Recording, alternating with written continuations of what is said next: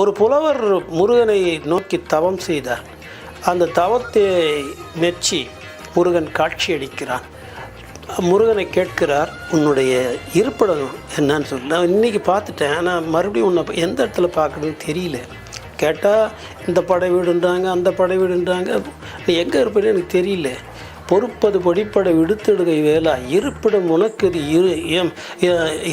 MP எனக்கு அருளாய் என்று கேட்குறான். இருப்பிடம் இப்போ நான் விசிட்டிங் கார்டாக வச்சுருக்கேன், எடுத்து கொடுக்குறது. நான் ஒரே ஒரு விசிட்டிங் கார்டு சொல்கிறேன், என்ன தெரியுமா?